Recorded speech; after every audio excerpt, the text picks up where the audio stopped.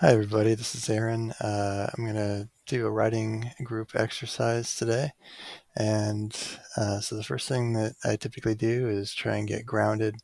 So you close your eyes and you go through some grounding exercises and some breathing exercises. And so we're going to do that now. Okay, so the first part is just finding yourself in a comfortable chair or sitting or wherever you are. And we're going to close our eyes and do some breathing. So go ahead and close your eyes. Take a deep breath. Inhale deeply through your nose. Hold. And exhale slowly through your mouth. Inhale. Hold. Exhale. Inhale. Hold. Exhale. So then we're going to engage our senses. So what do we see? So look around the room. Look for a small, dark rectangle. So for me, I see a picture frame. And now what do you hear? So close your eyes again and let's focus on the sounds around you. What do you hear? Any distant noises? Any close noises?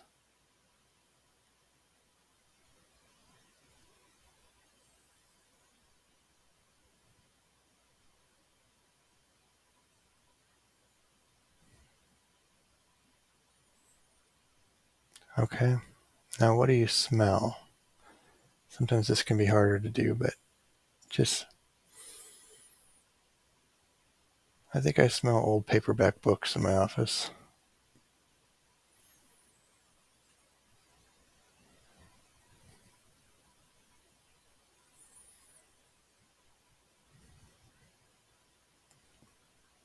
Now what do you feel? So take your fingers and reach out and touch something and just examine it with your fingertips touching that thing.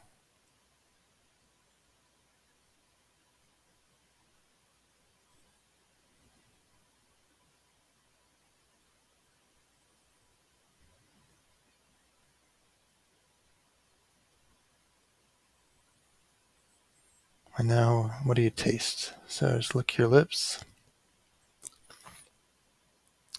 And do you taste anything at all? Gum, breakfast,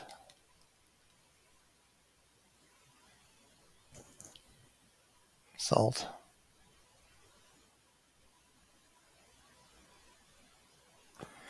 So then that's a grounding exercise to get us in the moment.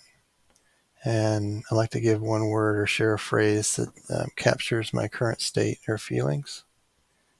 And I think I feel hopeful right now. So we're going to start our first writing exercise. Okay, so for the first writing prompt, we're going to read a poem. It's Charles Bukowski, Bluebird. There's a bluebird in my heart that wants to get out, but I'm too tough for him. I say, stay in there. I'm not going to let anybody see you. There's a bluebird in my heart that wants to get out, but I pour whiskey on him and inhale cigarette smoke, and the whores and the bartenders and the grocery clerks never know that he's in there. There's a bluebird in my heart that wants to get out, but I'm too tough for him. I say, stay down. Do you want to mess me up? Do you want to screw up the works? Do you want to blow my book sales in Europe? There's a bluebird in my heart that wants to get out, but I'm too clever. I only let him out at night sometimes, when everybody's asleep. I say, I know that you're there, so don't be sad. Then I put him back, but he's singing a little in there. I haven't quite let him die, and we sleep together like that, with our secret pact, and it's nice enough to make a man weep, but I don't weep. Do you?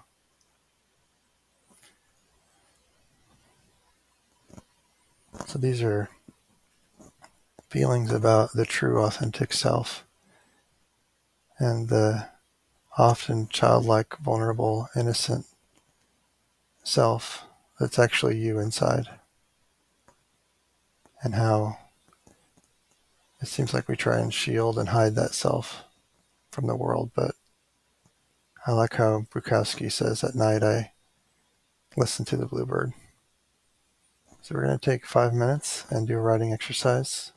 Just whatever comes to your mind after hearing that. It doesn't have to be even about the poem or about a bird at all. But whatever you felt when you heard that, just start typing away and don't stop typing until the 5 minutes is up. We'll see you in 5 minutes.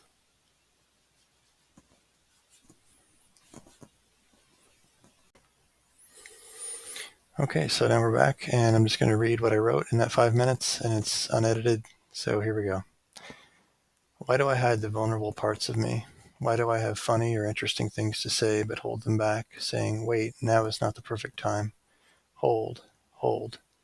But the room is too loud, and people are talking about returning shopping items, and they aren't allowing my vulnerable part to come out.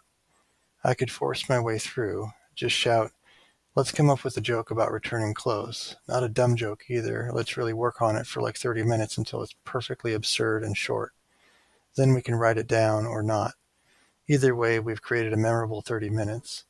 How many memorable 30 minutes do we actually have in life?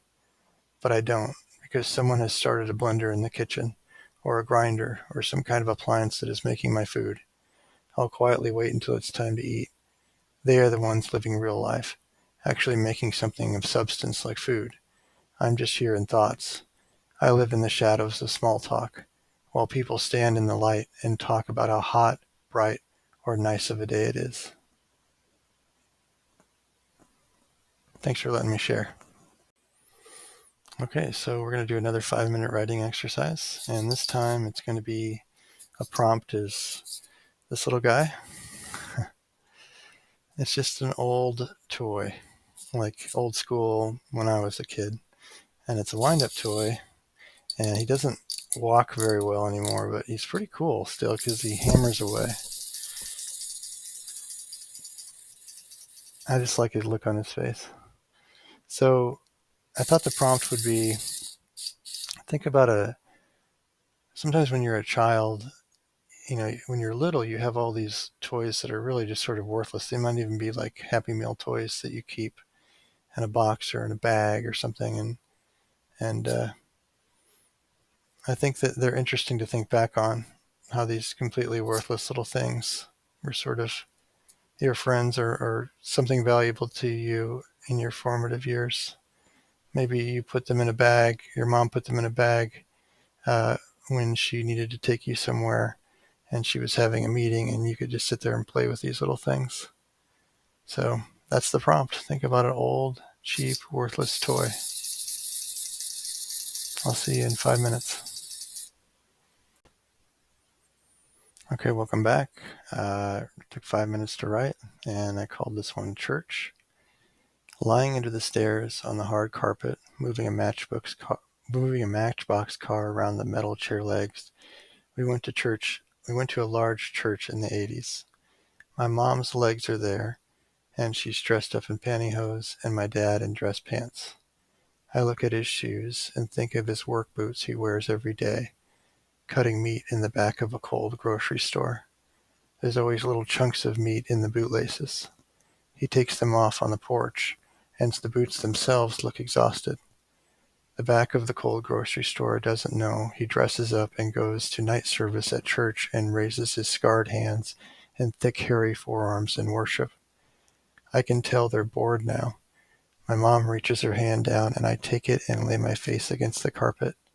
So many other people legs, strangers. They seem grown up and strict. I let go of my mom's hand and decide to color. I look up to my brother, a couple years older than me, yet already content just to sit in a chair like the adults, playing with nothing. I break the crayon in half, just like all my others. Thanks for letting me share. Okay, so for our final writing prompt, is this. It's not an Oscar. I found this at a Goodwill. It says, I'll read it for you.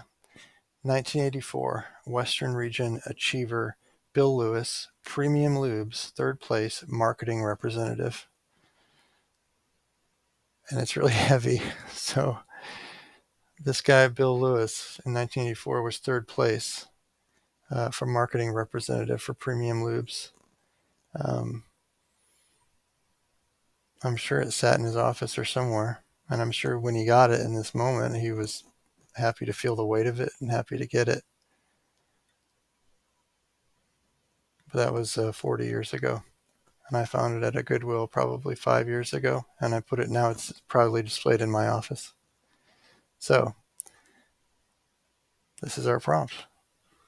This high quality, Oscar looking 1984 Bill Lewis, third place, Premium Lubes marketing representative. Let's do 10 minutes. See you soon. All right, we're back after our final session. That was a 10-minute session. I'll go ahead and read mine. Awards. I don't think trophy stores are going to make it much longer. How do they possibly still exist? Is there an annual convention of these types of outdated businesses? If you have a sticker gun price tag on your dusty items, you are welcome to join. Lock and safe stores, vacuum repair, any locally owned pharmacy. Think of the stationary items at that pharmacy. The orange-handled Fisk scissors, white out in a package using old branding, weird stationary items women used to use when they had to wear skirts and pantyhose and get perms. I'd like to be the keynote speaker at the annual convention of these businesses.